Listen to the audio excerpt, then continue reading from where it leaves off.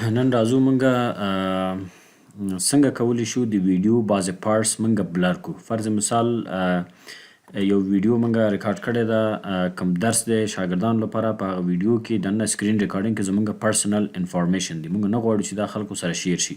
فرض مثال یو ځای کې زمونږ ټلیفون شماره ده، نو نه غواړو چې هغه ټلیفون شماره خلکو ته شو شي. چې کله هغه درس راځي هغه ټلیفون شماره چې په کوم ځای کې ده هغه ځای دی باید څنګه شي ماته بلر شي، یا کوم بل پرسنل انفارمیشن ده غواړو چې خلکو ته ونه ښودل شي هغه ځای څنګه بلر کولی شو. هر څه نه لومړی مونږ راشو دلته پروجیکټ ته. فرض مثال فکر وکړو چې مونږ سره بیخي پروجیکټ نشته.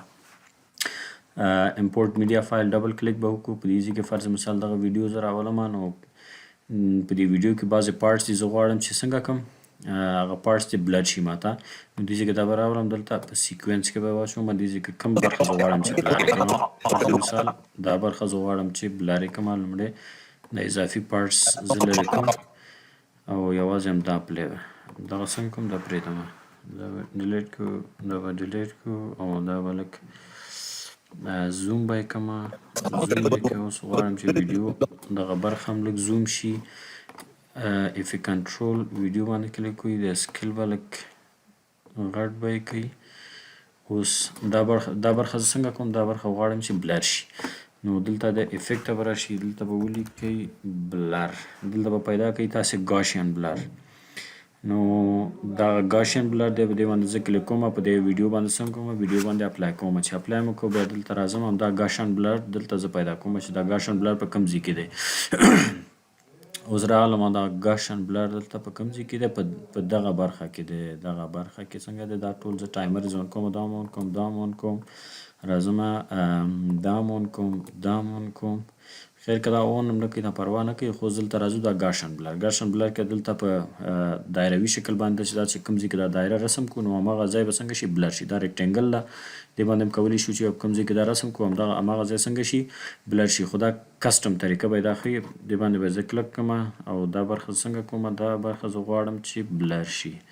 نو انتخاب به یې کوم، چې کله انتخاب کو دومره برخه دې ځای کې ته بیرته ایډیټ هم کولی شي، خو دغه برخه زه غواړم چې څنګه شي بلر شي. نو دا به ټول زه څنګه کوم، دا به اون کوم. دا اون شول، بیا هغې نه وروسته دلته راځم، دې باندې زه کلیک کوم. چې کلیک هم کړه دلته اوس راځي بلرنس. نو دغه بلرنس ساحه کې اوس څنګه کولی شو، دا مونږ څنګه کوو چې څومره بلر کوو دا ساحه. دا ګورئ زه غواړم چې دا دونه بلر شي، دونه بلر شي. خو دلته اوس یوه خبره ده، دا ځای خو مې بلر که. اوس ګورئ چې دا ویډیو لږ مخکې لاړه شي، ګورئ د بلر ساحه دلته پاتې شوه. زه وایم چې نه، همزمان باید همدې ټکس سره چې کوم ځای ما بلر کړی ده، خو دا ساحه هم باید حرکت وکړي ورسره، داسې د پاتې نه شي. دا مونږ څنګه کولی شو، اوس فرض مثال دا ساحه ده مونږ،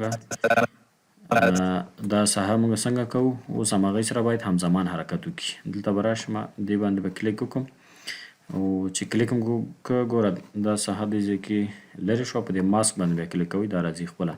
دا ګوره هغې سره دا دې ته هم حرکت ورکوم، دا مخکته راغی، دا دی، دا هم لرې شو. ورپسې راځم، دا ګوره تر اوسه بیا نشته دی. دې باندې بیا به کلیک وکړم، ماسک، دا به بیا لږ څنګه کوم، بیا به یې داسې کوم، لږ به مخکې کوي، تر اوسه نه ده راغلی. بیا به دې باندې کلیک وکړئ، ماسک باندې کلیک وکړم، دا به بیا همدونه هسې کومه.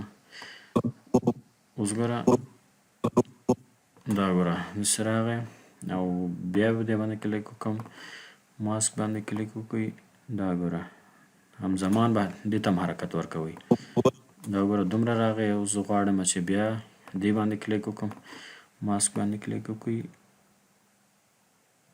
دا دی. اوس بیا لږ مخکې تر اوسه صحیح ده، صحیح ده، چې همزمان دې سره حرکت وکړي.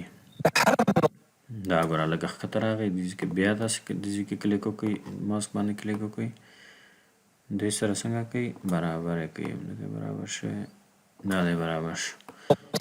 دا ګوره داسې ښکته راغی. بیا دې باندې کلیک وکړئ، ماسک باندې کلیک وکړه او دا بیا وشو داسې. دا بیا تاسې دې باندې کلیک وکړئ، ماسک باندې کلیک وکړئ،